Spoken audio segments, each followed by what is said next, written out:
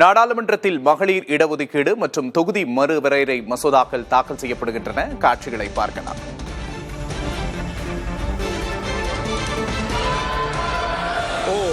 आप मांग रहे हो प्रश्न है कि विधेयक को पुनर्स्थापित करने की अनुमति प्रदान की जाए। जो सदस्य इसके पक्ष में हैं वहां के हैं, जो सदस्य विरोध में ना गए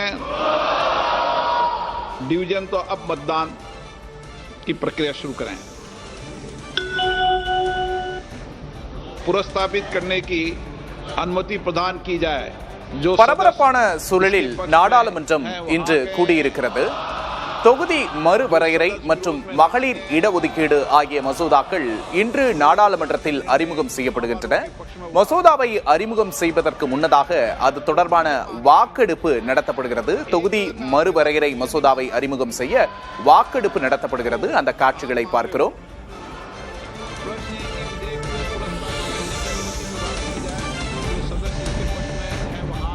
தொகுதி மறுவரையறை மசோதாவை அறிமுகம் செய்ய மக்களவையில் தற்போது வாக்கெடுப்பு நடைபெற்றுக் கொண்டிருக்கிறது. அது தொடர்பான காட்சிகளை பார்க்கிறோம்.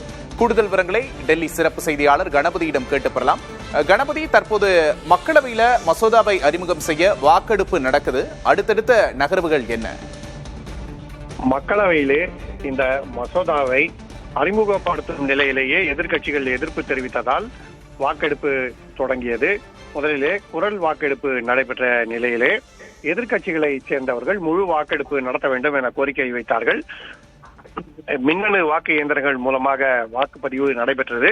அதிலே மசோதாவை அறிமுகம் செய்வதற்கு ஆதரவாக 207 வாக்குகள், எதிராக 126 வாக்குகள் என மொத்தம் 333 வாக்குகள் பதிவாயின என டிஸ்பிளே போர்டு என அழைக்கப்படும் மின்னணு அறிவிப்பு பலகையிலே காட்டப்பட்டது.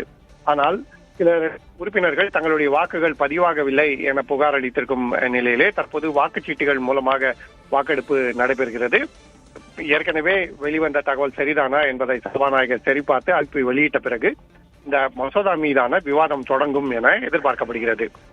அரசியல் சாசனத்திலே 131வது திருத்தத்தை செய்யும் மசோதாவாக மக்களவை தொகுதி சட்டமன்ற தொகுதிகள் வரையறுக்கான இந்த மசோதா தாக்கல் செய்யப்படுகிறது.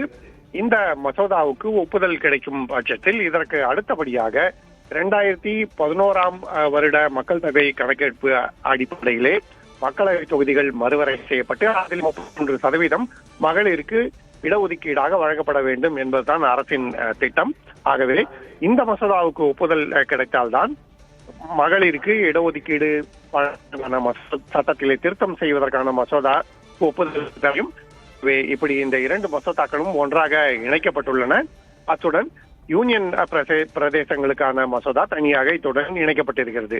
ஆகவே ஒட்டுமொத்தமாக இந்த 3 மசோதாக்கள் இருக்கின்றன. 3 நாட்களிலே ஒப்புதல் வழங்கும் எதிர்ப்பை கடந்து அரசு எப்படி ஒப்புதல் வழங்கும் என்பதே இப்போது மிகப்பெரிய கேள்வியாக இருக்கிறது. கணபதி, இந்த விஷயத்துல முக்கிய கட்சிகளோட நிலைப்பாடு என்ன? எந்தெந்த கட்சிகள் எல்லாம் பாஜகவின் பக்கம் இருக்க போகின்றன? வெளியிலிருந்து எந்தெந்த கட்சிகள் எல்லாம் ஆதரவு தெரிவிக்கின்றன? தேசிய ஜனநாயக கூட்டணியை சேர்ந்த கட்சிகள் பாரதிய ஜனதா கட்சிக்கு ஆதரவாக நிற்கின்றன. அதே சமயத்திலே இந்தியா கூட்டணியை சேர்ந்த கட்சிகள், குறிப்பாக திமுக, சமாஜ்வாதி கட்சி, திரிணாமுல் காங்கிரஸ் உள்ளிட்ட பல்வேறு கட்சிகள் இந்த மசோதாவுக்கு கடும் எதிர்ப்பு தெரிவிக்கின்றன. தொகுதிகள் மறுவரை, அதுவும் 2011ஆம் வருட மக்கள் தொகை கணக்கெடுப்புப்படி தொகுதிகள் மறுவரை என்பது சரியாக இருக்காது என்பது அவர்களுடைய முக்கியமான வலியுறுத்தல். நிதானமாக இந்த விவகாரத்திலே அரசு அனைத்து கட்சிகளுடன் ஆலோசனை நடத்தி அவசரமாக 3 நாட்களிலே மசோதாவுக்கு ஒப்புதல் அளிக்காமல் இது குறித்து விரிவான ஆலோசனைக்கு பிறகே முடிவெடுக்க வேண்டும் எனவும், தற்போதைய மக்கள் தொகை கணக்கெடுப்பு நடந்து கொண்டிருக்கிறது, அதன் அடிப்படையில் ஏன் இந்த நடவடிக்கையை எடுக்கக்கூடாது எனவும் எதிர்க்கட்சிகள் வலியுறுத்துகிறார்கள். மேலும் இந்த இடஒதுக்கீட்டு நடவடிக்கையிலே ஓபிசிக்கு உள் ஒதுக்கீடு, அதே போல இஸ்லாமிய சமுதாயத்தினருக்கு உள் ஒதுக்கீடு என பல்வேறு கோரிக்கைகள் எதிர்க்கட்சி தரப்பில் இருக்கின்றன. ஆகவே ஒட்டுமொத்தமாக இந்தியா கூட்டணியைச் சேர்ந்த கட்சிகள் இந்த மசோதாவுக்கு எதிர்ப்பு தெரிவிக்கும் நிலையிலே அவர்கள் தங்களுடைய தனித்தனி கோரிக்கைகளையும் முன்வைத்து வருகிறார்கள். மகளிருக்கு இடஒதுக்கீடு என்பதற்கான மசோதா 2023ஆம் வருடத்திலேயே நாடாளுமன்றத்தின் ஒப்புதலை பெற்றது. ஆனால் இதுவரை அதை அமல்படுத்தாமல் இருப்பது ஏன், 2029ஆம் வருடத்திலே கூட அமல்படுத்த முடியாது என அரசு இப்போது புதிதாக சட்டத்திலே திருத்தத்தை கொண்டு வருகிறது. இது நியாயமா என்று பல்வேறு கேள்விகளை எழுப்பியிருக்கிறார்கள். இவ்வளவு காலதாமதம் ஏற்பட்டதற்கு அரசுதான் காரணம் என்பது அவர்களுடைய குற்றச்சாட்டு. விக்னேஷ், இதுல முக்கியமான குற்றச்சாட்டு எதிர்க்கட்சிகள் வைக்கிறது, அவசரமா இதை ஏன் நிறைவேற்றணும், 2 மாநிலங்கள்ல தேர்தல் இன்னும் மீதம் இருக்கிற நிலையில ஏன் அவசரமா நிறைவேற்றணும் அப்படிங்கிறது முக்கிய குற்றச்சாட்டா இருக்கு. இதற்கு ஆளும் தரப்புல இருந்து என்ன பதில் சொல்லப்படுது? நிச்சயமாக, அதாவது தேர்தல் பிரச்சாரத்துக்கு மத்தியிலே இந்த சிறப்பு நாடாளுமன்ற கூட்டத்தில் கலந்து கொள்வதற்காக தமிழ்நாடு மற்றும் மேற்கு வங்கத்தை சேர்ந்த நாடாளுமன்ற உறுப்பினர்கள் தற்போது டெல்லிக்கு வந்திருக்கிறார்கள். தமிழ்நாட்டிலே 23ஆம் தேதி வாக்குப்பதிவு, மேற்கு வங்கத்திலே 23 மற்றும் 29ஆம் தேதிகளிலே வாக்குப்பதிவு நடைபெற இருக்கிறது. அதற்கு பிறகு நாடாளுமன்ற கூட்டத்தை நடத்தியிருக்கலாமே, அல்லது தற்போது அனைத்து கட்சி கூட்டத்தை கூட்டி இது தொடர்பான ஆலோசனைகளை தொடங்கி பின்னர் நாடாளுமன்ற மழைக்கால கூட்டத்தொடரிலே இந்த மசோதா குறித்து விவாதிக்கலாமே என்பதும் எதிர்க்கட்சிகளின் வலியுறுத்தலாக இருக்கிறது. தென் மாநிலங்களைச் சேர்ந்த பல்வேறு தலைவர்கள் குறிப்பிடுவது என்னவென்றால், 2011 மக்களவை கணக்கெடுப்புப்படி தொகுதிகள் மறுவரை செய்யப்படுவதால் தென் மாநிலங்களுக்கு பிரதிநிதித்துவம் குறையும் என்பது அவர்களுடைய வலியுறுத்தலாக இருக்கிறது. ஆகவேதான் திமுக, குறிப்பாக திமுக தலைவர் மு.க. ஸ்டாலின் உள்ளிட்டோர் இந்த மசோதாவுக்கு கடும் கண்டனம் தெரிவித்திருக்கிறார்கள். திமுக மக்களவை உறுப்பினர்கள் இன்று கருப்பு சட்டை அணிந்து நாடாளுமன்றத்துக்கு வந்திருக்கிறார்கள். அதே போலவே கேரளாவை ஆளும் இடதுசாரி கட்சிகள் மற்றும் கர்நாடகா, தெலுங்கானாவிலே ஆட்சியில் உள்ள காங்கிரஸ் ஆகியவை இந்த மசோதாவுக்கு கடும் எதிர்ப்பு தெரிவிக்கின்றன. தெலுங்கானா முதலமைச்சர் ரேவந்த் ரெட்டி எப்படி தொகுதிகளை மறுவரை செய்யலாம் என்பதற்கு ஒரு மாற்று வழியையும் பரிந்துரை செய்திருக்கிறார். இப்படி பல்வேறு காரணங்களால் எதிர்ப்பு வந்து கொண்டிருக்கிறது. குறிப்பாக தொகுதிகள் மறுவரையிலே அரசு நியாயமாக செயல்படும் டீலிமிட்டேஷன் கமிஷன் என்று சொல்லப்படும் வாரியத்தை அமைத்து அதன் மூலமாக நடவடிக்கை எடுக்கப்படும் சமயத்திலே அது ஆளும் கட்சிக்கு, அதாவது பாரதிய ஜனதாவுக்கு சாதகமாக அமைந்து விடுமோ என்கிற அச்சமும் மேலோங்கி இருக்கிறது. இதனால் தான் எதிர்க்கட்சிகள் ஒருங்கிணைந்து இந்த மசோதாக்களுக்கு கடும் எதிர்ப்பு தெரிவிக்கின்றன. விக்னேஷ், இதன் மூலமா கூட்டாட்சிக்கு ஒரு பெரிய ஆபத்து வரப்போகிறது, தென் மாநிலங்களோட பிரதிநிதித்துவம் முக்கியமா மிகவும் குறைய போகிறது அப்படிங்கிற குற்றச்சாட்டை எதிர்க்கட்சிகள் முன்வைக்கிறாங்க. இதன் அடுத்த வரும் காலங்களில் இதோட விளைவுகள் எப்படி இருக்கும்? நிச்சயமாக 2029ஆம் வருட மக்களவை தேர்தலுக்கு முன்பாக தற்போது நடைபெற்றுக் கொண்டிருக்கும் மக்கள் தொகை கணக்கெடுப்பின் அடிப்படையிலே தொகுதிகள் மறுவரை செய்யப்பட்டால் தென்னிந்திய மாநிலங்களுக்கு நிச்சயமாக அது பெரிய இழப்பாக இருக்கும். அதாவது வட இந்திய மாநிலங்களிலே தொகுதிகள் மிகவும் அதிகமாக கூடும் நிலையில் தென்னிந்திய மாநிலங்களிலே அந்த அளவுக்கு கூடாது. ஏனென்றால் தமிழ்நாடு, கேரளா உள்ளிட்ட தென்னிந்திய மாநிலங்களிலே குடும்ப கட்டுப்பாடு மிகவும் வெற்றிகரமாக செயல்படுத்தப்பட்டிருக்கிறது. ஜனத்தொகை கடுமையாக உயர்வது அங்கே தவிர்க்கப்பட்டிருக்கிறது. ஆனால் உத்தரப்பிரதேசம், பீகார், மேற்கு வங்கம், ஜார்க்கண்ட், சத்தீஸ்கர் போன்ற பல்வேறு மாநிலங்களிலே, வட இந்தியா மற்றும் கிழக்கு இந்தியாவிலே உள்ள மாநிலங்களிலே ஜனத்தொகை அதிகரிப்பு என்பது தொடர்ந்து அதே வேகத்திலே இருந்து கொண்டிருக்கிறது, குறையவில்லை. ஆகவே அவர்களுடைய மாநிலங்களிலே மக்களவை தொகுதிகள் அதிகரிக்கும். அப்படி அதிகரிக்கும் போது தென்னிந்திய மாநிலங்களில் குரல் நசுக்கப்படும், வட இந்திய மாநிலங்களின் குரல் ஓங்கி ஒலிக்கும் என்பது தென்னிந்திய தலைவர்களின் அச்சமாக இருக்கிறது. ஆகவேதான் அவர்கள் இந்த ஜனத்தொகை கணக்கெடுப்பு முறைப்படி டீலிமிட்டேஷன் என்று சொல்லப்படும் தொகுதிகள் மறுவரைக்கு எதிர்ப்பு தெரிவிக்கிறார்கள்.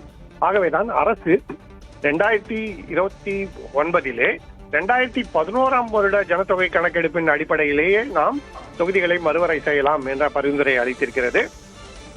அதாவது 2011 15 வருடங்கள் கடந்து விட்டன. அவ்வளவு பழைய ஜனத்தொகை கணக்கெடுப்பு மூலமாக செய்தாலும் தென்னிந்திய மாநிலங்களுக்கு அப்படியும் இழப்புதான் ஏற்படும். ஆகவே இன்னொரு வழியாக ஒவ்வொரு மாநிலத்துக்கும் 50% அதிகரிப்பு என, எந்த மாநிலத்துக்கும் அதிக அதிகரிப்பு, எந்த மாநிலத்துக்கும் குறைந்த அதிகரிப்பு இல்லாமல் நடைமுறைப்படுத்தலாம் எனவும் இன்னொரு பரிந்துரை அளிக்கப்பட்டிருக்கிறது. ஒட்டுமொத்தமாக 850 தொகுதிகள் வரை மக்களவை உறுப்பினர்களின் எண்ணிக்கை அதிகரிக்கலாம் என்பதுதான் மசோதாவில் குறிப்பிடப்பட்டிருக்கிறது. மீதமெல்லாம் விவாதங்களின் அடிப்படையிலே டீலிமிட்டேஷன் கமிஷன் என்று சொல்லப்படும் தொகுதிகள் மறுவரைக்காக அமைக்கப்படும் வாரியம் முடிவு செய்ய வேண்டியவை. ஆனால் அப்படி ஒரு வாரியம் அமைக்கும் போது அந்த வாரியத்தை நியாயமான முறையிலே அரசு செயல்படுத்துமா, அது ஒரு சாராருக்கு சாதகமாகவும் இன்னொரு சாராருக்கும் எதிராக அமைந்து விடுமா என்கிற அச்சத்தின் காரணமாகத்தான் தற்போது கடும் எதிர்ப்பு கிளம்பி இருக்கிறது. தென்னிந்திய மாநிலங்களிலே ஜனத்தொகை வளர்ச்சி அந்த அளவுக்கு இல்லை, ஒழுங்காக கட்டுப்படுத்தப்பட்டிருக்கிறது, குடும்ப கட்டுப்பாடு சரியான முறையில் அமல்படுத்தப்பட்டிருக்கிறது என்பதால் தென்னிந்திய மாநிலங்களுக்கு பிரதிநிதித்துவம் குறைந்துவிடும் என்கிற அச்சம் நிலவுகிறது. விக்னேஷ், நிச்சயமாக கணபதி, இவ்வளவு எதிர்ப்புகளுக்கு மத்தியில் இதை எப்படி சமாளித்து இது எப்படி இந்த மசோதா நிறைவேறப் போகிறது என்பதை பொறுத்திருந்து பார்க்கலாம். கூடுதல் விவரங்களுக்கு நன்றி கணபதி.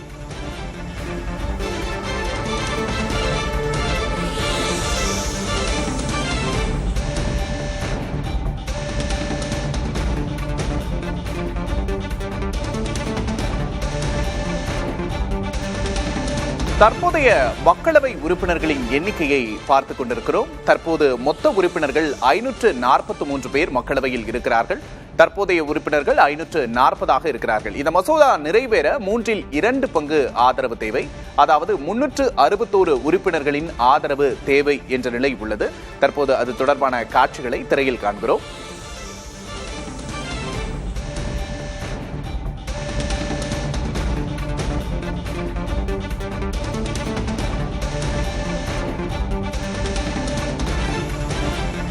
எந்த கட்சிக்கு எவ்வளவு உறுப்பினர்கள் இருக்கிறார்கள் மக்களவையில் என்ற எண்ணிக்கையை பார்த்துக் கொண்டிருக்கிறோம். பாஜகவுக்கு அதிகபட்சமாக 240 உறுப்பினர்கள் இருக்கிறார்கள். பிரதான எதிர்க்கட்சியான காங்கிரசுக்கு 98 உறுப்பினர்கள் இருக்கிறார்கள்.